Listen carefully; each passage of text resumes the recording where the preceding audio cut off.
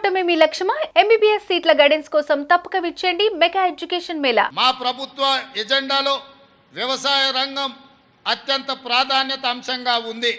అందుకే ఇటీవల బడ్జెట్లో వ్యవసాయ అనుబంధ రంగాలకు భారీ మొత్తంలో 72,659 కోట్ల రూపాయలు కేటాయించాం. ఆహార ధాన్యాలతో సహా వివిధ పంటల ఉత్పత్తుల దిగుబడులను పెంచడం ద్వారా రైతన్నల ఆదాయం పెంచేందుకు మా ప్రభుత్వం కృషి చేస్తుంది. రైతులకు కావలసిన ఎరువులు, విత్తనాలు ప్రాథమిక వ్యవసాయ సహకార పరపతి సంఘాల ద్వారా పంపిణీ చేస్తున్నాం.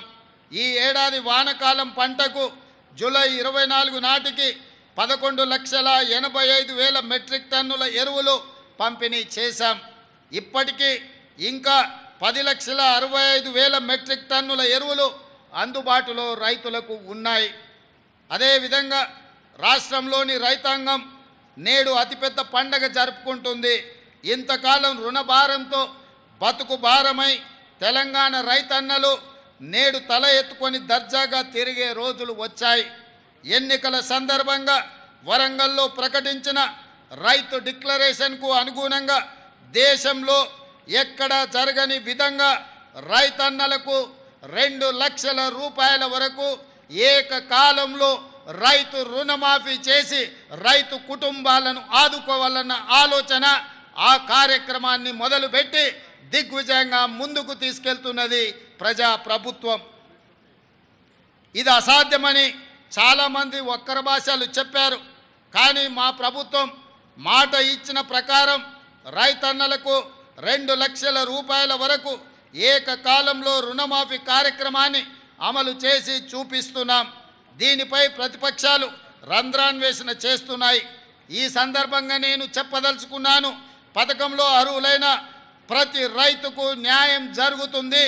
సాంకేతిక కారణాలతో ఎక్కడైనా చిన్న ఇబ్బందులు వస్తే వాటిని పరిష్కరించే బాధ్యత ప్రజా ప్రభుత్వం తీసుకుంటుంది, వ్యవసాయ శాఖ తీసుకుంటుంది. కలెక్టర్ కార్యాలయాల్లో ప్రత్యేకంగా కౌంటర్ ఏర్పాటు చేసి ఈ సమస్యల మీద వచ్చే రైతులను వాళ్ళ సమస్యలను తెలుసుకొని పరిష్కరించే బాధ్యత తెలంగాణ రాష్ట్రంలో ఉన్న అన్ని జిల్లా కలెక్టర్లకు ఆదేశాలు ఇవ్వడం జరిగింది. తొలి దశలో 1,00,000 రూపాయల వరకు ఉన్న రుణమాఫీ సొమ్ము 6,035 కోట్ల రూపాయలను జూలై 18న నేరుగా రైతు ఖాతాలలో ప్రభుత్వం జమ చేసింది. దీనివల్ల 11,34,000 మంది రైతన్నలు రుణ విముక్తి పొందారు. రెండో దశలో 6,190 కోట్ల రూపాయలను జూలై 30న నేరుగా రైతు ఖాతాలలో ఈ ప్రభుత్వం జమ చేసింది. దీనివల్ల 6,40,823 మంది రైతన్నలు రుణ విముక్తి పొందారు. కాగా 2 లక్షల రూపాయల వరకు గల రుణాలను ఈరోజు మాఫీ చేసుకోవడం ద్వారా ఒక అద్భుత ఘట్టాన్ని మనం ఆవిష్కరించుకోబోతున్నాం.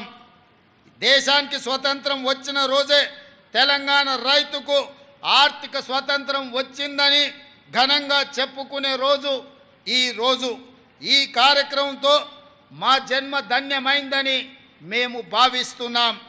ఎందుకంటే దేశానికి పట్టెడు అన్నం పెట్టే అన్నదాత సుఖ సంతోషాలతో ఉంటే దేశం సుభిక్షంగా ఉంటుందని మేము ప్రగాఢంగా విశ్వసిస్తున్నాం. అందుకే 31,000 కోట్ల రూపాయలు వెచ్చించి రైతులను రుణ విముక్తుల్ని చెయ్యాలని ప్రజా ప్రభుత్వం నిర్ణయం తీసుకోవడం జరిగింది. రైతు బాగుంటేనే రాష్ట్రం బాగుంటుందని విశ్వసించే ప్రభుత్వం మాది. అర్హులైన రైతులందరికీ రైతు భరోసా పథకాన్ని ఎకరానికి 15,000 రూపాయల చొప్పున అందించాలన్నది మా ప్రభుత్వం యొక్క సంకల్పం. గతంలో అమలు జరిగిన రైతు బంధు పథకం కింద ఎకరాకు ప్రతి సంవత్సరానికి 10,000 రూపాయలు మాత్రమే ఇచ్చారు. అది కూడా అనర్హులకు, సాగులో లేని భూమి యజమానులకు, రియల్ ఎస్టేట్ వ్యాపారులకు కూడా లబ్ధి చేశారు. దీనివల్ల ప్రభుత్వ ధనం దుర్వినియోగం కావడమే తప్ప రైతు ప్రయోజనాలు నెరవేరలేదు. మా ప్రభుత్వం రైతు భరోసా పథకాన్ని సక్రమంగా అమలు చేయాలన్న లక్ష్యంతో విధి విధానాలను రూపొందిస్తుంది. దీనికోసం ప్రభుత్వం మంత్రివర్గ ఉపసంఘాన్ని నియమించింది. ఈ ఉపసంఘం రాష్ట్ర వ్యాప్తంగా పర్యటించి రైతులు, రైతు కూలీ సంఘాలు, అదేవిధంగా మేధావుల నుంచి అభిప్రాయాలను సేకరించింది. వాటిని పరిగణలోకి తీసుకొని విధి విధానాలు రూపొందించి త్వరలో రైతు భరోసా పథకాన్ని ప్రారంభించుకోబోతున్నామని తెలియజేయడానికి నేను చాలా సంతోషిస్తున్నాను. మన రాష్ట్రంలో వరి సాగు చాలా విస్తీర్ణంగా జరుగుతుంది. కానీ పండిన పంటకు సరైన గిట్టుబాటు ధర రాక రైతన్నలు తీవ్రంగా నష్టపోతున్నారు. రాష్ట్రంలో సన్న రకం వరి ధాన్యం సాగును ప్రోత్సహించేందుకు క్వింటాలుకు 500 రూపాయల బోనస్ చెల్లించాలని నిర్ణయించాం.